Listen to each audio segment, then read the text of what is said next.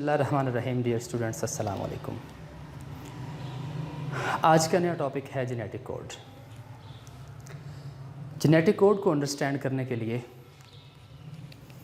हमें एक कॉन्सेप्ट लेना होगा कि हम ये टॉपिक क्यों पढ़ने जा रहे हैं। बेसिकली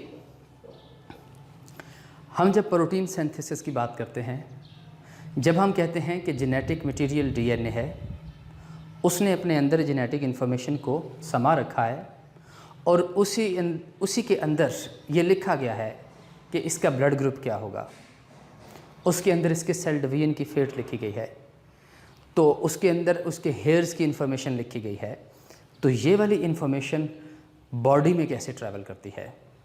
ये कोई लैंग्वेज है जो एक रीजन से दूसरे रीजन में जाता है और दूसरे रीजन में उसकी ट्रांसलेशन होती है।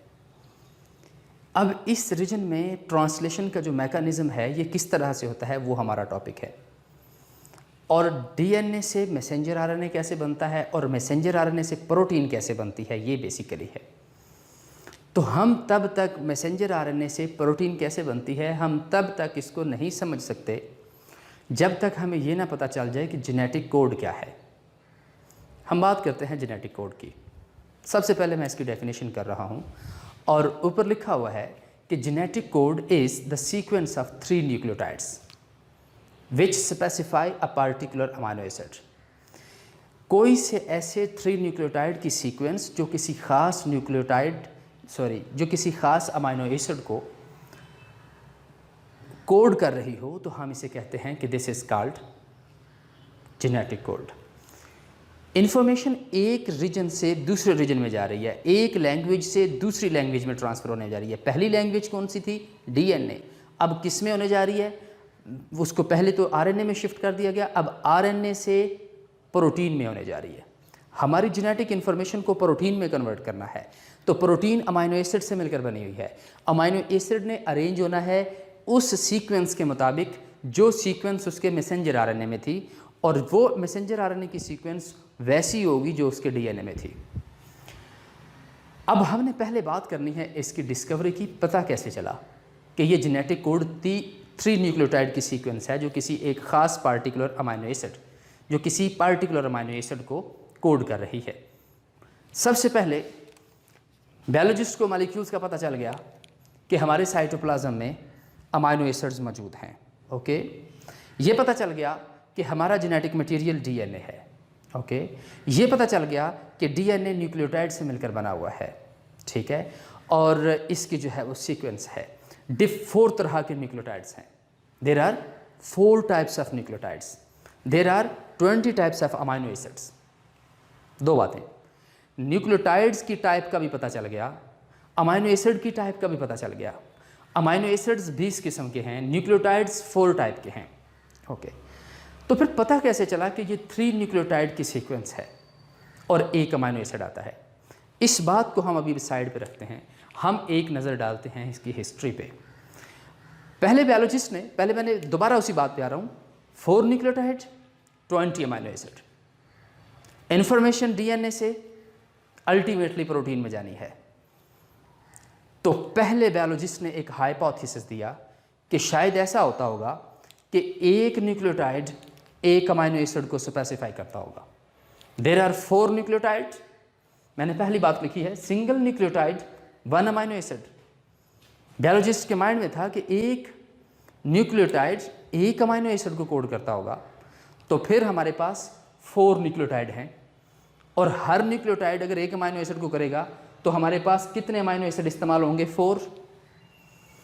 हमारे पास प्रोटीन में तो 20 अमाइनो एसिड हैं। इस कैलकुलेशन के मुताबिक 4 अमाइनो एसिड होने चाहिए, लिहाजा 16 न्यूक्लियोटाइड बच जाने चाहिए। 16 न्यूक्लियोटाइड हमारी प्रोटीन में नहीं होने चाहिए, लेकिन वो हैं। लिहाजा हम कहते हैं जी पहली बात ये गलत साबित हो गई, हम अब इसको डिस्कस नहीं करेंगे। 1 अमाइनो एसिड 1 न्यूक्लियोटाइड के साथ अटैच नहीं होगा। ओके, फिर दूसरा हाइपोथेसिस कि शायद 2 न्यूक्लियोटाइड की सीक्वेंस के लिए एक अमाइनो एसिड आता होगा, तो फिर इस तरह से शायद बात बन सके। तो हम अगर पॉसिबल 2 न्यूक्लियोटाइड का सीक्वेंस करें तो हमारे पास 16 अमाइनो एसिड आने चाहिए। हर 2 न्यूक्लियोटाइड के लिए अगर हम एक अमाइनो एसिड स्पेसिफाई कर दें तो हमारे पास नंबर ऑफ अमाइनो एसिड 16 होने चाहिए। हमारे पास जितनी भी प्रोटीन बनती हैं हमारी बॉडी में वो 16 टाइप के अमाइनो एसिड की बननी चाहिए, 20 तरह के अमाइनो एसिड की नहीं बननी चाहिए। लेकिन ऐसा नहीं है, हमारी बॉडी में total number of amino acid जो हैं वो 20 हैं जो प्रोटीन मिलकर बना रही हैं, जो मिलकर प्रोटीन को बना रही हैं। लिहाजा ये बात भी गलत साबित हो गई। 2 न्यूक्लियोटाइड से एक अमाइनो एसिड नहीं आता। ये बात, पहली बात कि एक न्यूक्लियोटाइड के लिए एक अमाइनो एसिड, इसके मुताबिक सिर्फ 4 अमाइनो एसिड बनने चाहिए, 4 अमाइनो एसिड इस्तेमाल होने चाहिए हमारी प्रोटीन सिंथेसिस में। 2 न्यूक्लियोटाइड के लिए एक प्रोटीन, इसके मुताबिक 16 अमाइनो एसिड इस्तेमाल होने चाहिए हमारी प्रोटीन सिंथेसिस में, मगर ऐसा नहीं है। There is overall 20 amino acids in our proteins. ये बात गलत हो गई। 3 न्यूक्लियोटाइड्स को अगर मिला लिया जाए तो फिर पॉसिबल कॉम्बिनेशंस के देखा जाए तो there are 64 possible combinations. There are 64 possible combination. इनकी तादाद 20 से बहुत ज़्यादा बढ़ गई। बज़ाहिर लगा कि शायद ये भी कैलकुलेशंस हमारी ख़राब हो रही हैं, लेकिन एक्चुअली मज़ीद इसके ऊपर जब रिसर्च हुई, 3 बायोलॉजिस्ट आए, मार्शल नॉरेनबर्ग, फिलिप लेडर और हरगोबन खोराना। इन 3 लोगों ने इस सीक्वेंस को टेस्ट किया। लेकिन इससे पहले हम कह देते हैं कि बेसिकली इन 3 न्यूक्लियोटाइड के लिए एक अमाइनो एसिड स्पेसिफाई था। ये टेस्ट कैसे हुआ इसकी हम बात करते हैं। अब हमने उनका नाम रख दिया, ये मैंने यहाँ पे मैसेंजर आरएनए ड्रा किया है, इसका नाम मैं रख रहा हूँ कि this one is messenger RNA. ये कहाँ से आया था? ये रेड लाइन में मैंने डीएनए को शो किया है, ये डीएनए से ट्रांसलेट हुआ था मैसेंजर आरएनए। अब मैसेंजर आरएनए में भी 3 न्यूक्लियोटाइड होंगे। इन 3 न्यूक्लियोटाइड के लिए एक अमाइनो एसिड स्पेसिफाई था। फर्ज करें कि हम बात करते हैं शुरू से, हम कहते हैं AUG, the very first codon. 3 nucleotide की जो सीक्वेंस है उसका नाम हमने क्या रख दिया? Codon, sequence of 3 nucleotide which are specified a particular protein, particular amino acid. हम कहते हैं कि यहाँ पे AUG stands for methionine, GUA next codon होगा जो कि वेलिन को इंडिकेट करेगा, GCC एलानिन को, AAA ल्यूसीन को और GGG ग्लाइसिन को। GGG किसको करेगा? ग्लाइसिन को करेगा। ओके, तो अब यहाँ पे अगर कोई ऐसा कोडान आ जाता है जिसको हम कहते हैं, फॉर एग्जांपल हमारे पास ऐसा कोडान आता है UGA आ जाता है, मैंने यहाँ पे लिखा नहीं है, UGA आ जाता है, तो इसके लिए कोई अमाइनो एसिड स्पेसिफाई नहीं है। लिहाजा जब भी ये अमाइनो एसिड आएगा तो हम कहेंगे कि this will be known as stop codon. यहाँ भी हमारी प्रोटीन रुक जाएगी। ये बातें हमें किसने बताई? ये भी अभी मैंने नाम लिया है 3 साइंटिस्ट का, जिनमें मार्शल नॉरेनबर्ग, फिलिप लीटर और हरगोबिन खोराना ने ये टेस्ट किए कि उन्होंने तकरीबन 20 अमाइनो एसिड्स रख लिए और आर्टिफिशियल मैसेंजर आरएनए को बारी बारी टेस्ट किया कि किन 3 कोडान के लिए कौन कौन से अमाइनो एसिड्स आते हैं।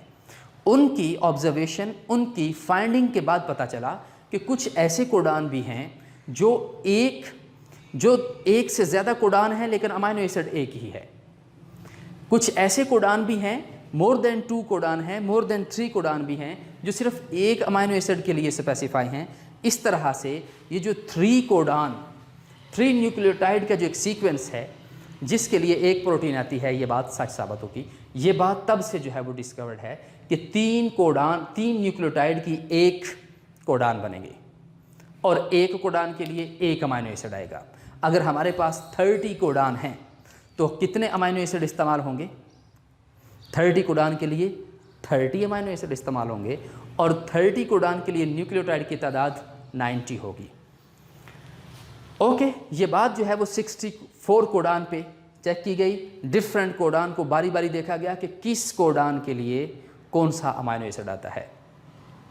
इसके बाद हम बात करते हैं कि क्या तमाम कोडान डिफरेंट अमाइनो एसिड को, अगर वो डिफरेंट अमाइनो एसिड को कॉपी करेंगे या उनके लिए ट्रांसलेट करेंगे तो फिर हमारे पास अमाइनो एसिड की तादाद 64 होनी चाहिए, लेकिन ऐसा नहीं है। अभी हमने बात की है कि मार्शल, नॉरेनबर्ग और इसके साथियों ने जो एक्सपेरिमेंट किया है, इसके मुताबिक कुछ ऐसे कोडान भी हैं जो कि 2 या 2 से ज़्यादा हैं, लेकिन वो सिर्फ एक ही अमाइनो एसिड को फॉलो कर रहे हैं।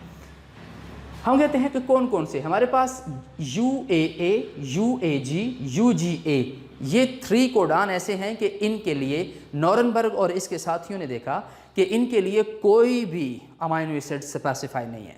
जब जब भी वो आते हैं तब तब कोई अमाइनो एसिड नहीं आता। और ये बात याद रहे कि ये कंटिन्यूस प्रोसेस है।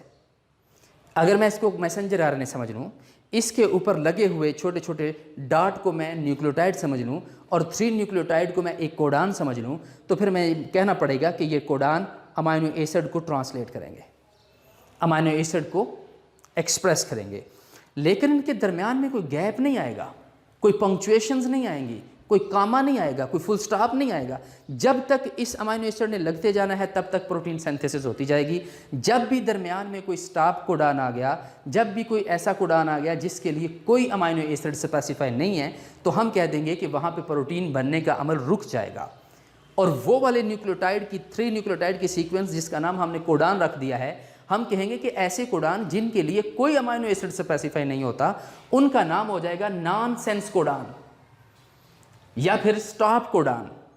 आपसे पूछा जाता है कि what are nonsense or stop codon. इसके बाद UAG, ये इंफॉर्मेशन हमें किसने बताई? ये इंफॉर्मेशन हमें इन लोगों ने बताई है।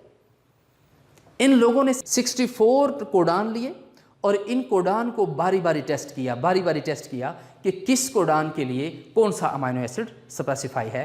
तो उनकी इंफॉर्मेशन के मुताबिक UAA, UAG और UGA के लिए कोई अमाइनो एसिड नहीं है, लिहाजा इनको 2 नाम दे दिए जाते हैं। या तो इनको हम कह देते हैं कि these are known as nonsense codon, या फिर हम कह देते हैं these are known as stop codon. जी स्टूडेंट्स, हम बात कर रहे हैं कि नॉनसेंस कोडान कौन सा है।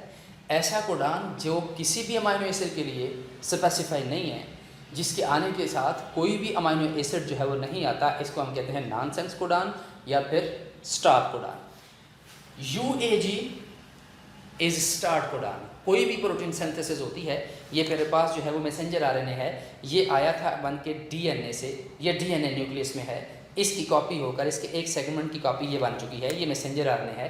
मैसेंजर आरएनए के शुरू में कुछ अमाइनो एसिड होंगे, उनकी ट्रांसलेशन नहीं, सॉरी, कुछ न्यूक्लियोटाइड होंगे, उनकी ट्रांसलेशन नहीं होगी, लेकिन कुछ न्यूक्लियोटाइड आ जाएंगे, 3 न्यूक्लियोटाइड UAG, या फिर हम कहते हैं UAG इज द 3 न्यूक्लियोटाइड जो कि एक कोडान को शो कर रहे हैं, और ये कोडान अमाइनो एसिड को शो कर रहा है, और ये अमाइनो एसिड मैथ्यूनिन होगा। हम कहते हैं methionine is a starting amino acid and UAG is starting codon. ये वो वाला कोडान है जिसके आने से प्रोटीन सिंथेसिस स्टार्ट हो जाएगी। भाई अगला सवाल है बड़ा important, is genetic code is a universal. इसका मतलब है कि क्या जेनेटिक कोड क्या तमाम लिविंग ऑर्गेनिज्म के लिए सेम है? क्या ये बैक्टीरिया के लिए सेम है? क्या ये प्रोटोजोन्स के लिए सेम है? क्या ये प्लांट्स के लिए सेम है? क्या ये फंगस, एल्गी, प्रोटोजोन्स या फिर fish, amphibians, reptiles, birds, mammals तमाम के लिए सेम है? बायोलॉजिस्ट कहते हैं, इन लोगों ने बताया है यस, ये तमाम के लिए सेम है। इसीलिए पॉसिबल है कि हम कभी कभार अपना जीन बैक्टीरिया में डालकर उससे ट्रांसलेट करवा देते हैं। हम इंसुलिन की प्रोडक्शन वहाँ से करवा लेते हैं, ग्रोथ हार्मोन की प्रोडक्शन वहाँ से कर लेते हैं। इस तरह के कई सब्सटेंसेस हैं कि वहाँ पे हम अपने जीन उनमें इंसर्ट करते हैं। क्यों? कि जिस एंजाइम ने या जो कोड हमारी बॉडी में है, जिस कोडान के लिए जो अमाइनो एसिड हमारी बॉडी ने ट्रांसलेट करना था, वही कोडान का जो सिस्टम है वो बैक्टीरिया में है। यही वो रीज़न है कि हम अपना जीन बैक्टीरिया के प्लाज्मिड में डालते हैं और बैक्टीरिया का प्लाज्मिड उससे वही प्रोटीन पैदा करता है जो हमारी बॉडी पैदा कर रही थी। लिहाजा इसका मतलब है जो क्लर्क्स हमारी बॉडी में हैं, जो जैसी डेफिनेशंस के ट्रांसलेशन, जैसे ट्रांसक्रिप्ट को वो पढ़ रहे हैं, वैसे ही उनकी बॉडी में भी वही क्लर्क हैं, वो भी उतना ही एजुकेटेड हैं और उनको भी उसी लैंग्वेज का जो है वो सिखाया गया है कि आप भी इसी जेनेटिक कोड को फॉलो करें। यहाँ इस हद तक तो हम कह देते हैं कि this is a universal. Genetic code को हम इस हद तक कह देते हैं कि बैक्टीरिया की बात हो, यूग्लिना की बात हो, mouse, fish, frog, bird, reptiles या मैमल्स की बात हो, तो इनके लिए ये तमाम में एक ही मशीनरी है। इन तमाम जेनेटिक कोड जो कोडान आएगा वो सब के लिए एक ही अमाइनो एसिड जो है वो एक ही तरह से कॉपी होंगे। लेकिन ये एक एक्सेप्शन है, ये एक एक्सेप्शन है। क्या? Mitochondrial DNA. Mitochondrial DNA does not universal codon language, does not obey, ये नहीं ओबे करता जी। यूनिवर्सल जेनेटिक कोड को माइटोकॉन्ड्रिया का जो डीएनए है वो इस तरह इसको ट्रांसलेट नहीं करता। उसके कोडान वैसे नहीं हैं जो हमारी बॉडी में है या हमारे माइटोकॉन्ड्रिया के अलावा जो हमारे न्यूक्लियस में है या प्रोटोजोम की बात करें या फिर दूसरे में। क्योंकि इसमें हमें इंफॉर्मेशन का पता चला है कि जैसे मैंने यहाँ पे बता दिया कि ये कोडान है और इस कोडान के लिए बैक्टीरिया के पास ये इंफॉर्मेशन है। बैक्टीरियल डीएनए या ऑल अदर ऑर्गेनिज्म की बात करें और दूसरी तरफ माइटोकॉन्ड्रिया की बात करें, हम ये कह सकते हैं कि why genetic code is not universal. तो फिर इसका जवाब हमने वो टेबल लिखना है। हमसे क्या क्या पूछा जाएगा मैं इस पर बात करूंगा। हमें कहते हैं UGA is a stop codon. इनमें बैक्टीरिया में, तमाम लिविंग ऑर्गेनिज्म में UGA is a stop codon. लेकिन हम माइटोकॉन्ड्रिया की बात करें तो उसमें ट्रिप्टोफैन आ जाता है उसके लिए अमाइनो एसिड, लिहाजा ये यूनिवर्सल नहीं है। UA की बात करें तो ये बैक्टीरिया और दूसरे लिविंग ऑर्गेनिज्म में आइसोल्यूसिन है, जबकि हम माइटोकॉन्ड्रिया की बात करें तो वो मैथियोनिन है। इसके अलावा हम बात करें कि AUA आइसोल्यूसिन इन बैक्टीरिया, जबकि माइटोकॉन्ड्रिया में वो मैथियोनिन को शो कर रहा है। AGA इन आर्जिनिन है बैक्टीरिया में, जबकि माइटोकॉन्ड्रिया में वो स्टॉप कोडान है। AGG बैक्टीरिया और दूसरे ऑर्गेनिज्म में वो आर्जिनिन है, जब उसमें स्टॉप कोडान।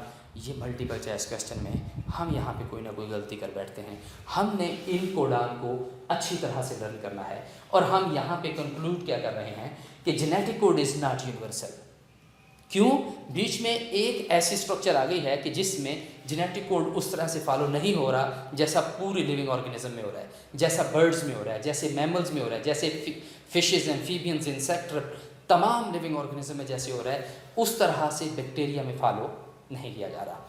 हम कहते हैं कि genetic code is not universal और इसका आंसर देने के लिए फिर हमें ये टेबल बताना पड़ेगा। हमसे क्या पूछा जाएगा? हमसे पूछा जाएगा व्हाट इज़ जेनेटिक कोड, इसको डिफाइन करें। हमसे पूछा जाएगा कि बताएं जेनेटिक कोड जो है इसकी हिस्ट्री में किस तरह से पता चला कि ये 3 न्यूक्लियोटाइड के साथ जब एक कोडान बनता है। फिर हमने ये कैलकुलेशंस बतानी है। ये किन लोगों ने हमें बताया है?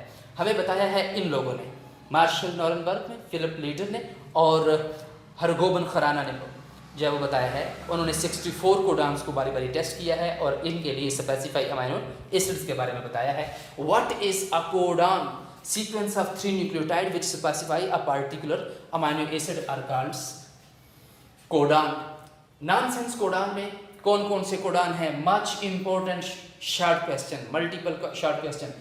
और इसमें कौन कौन से हैं? UAA, UAG, UGA, इनके लिए कोई अमाइनो एसिड स्पेसिफाई नहीं है। स्टॉप कोडान का नाम बताएं। जेनेटिक कोड क्या यूनिवर्सल है?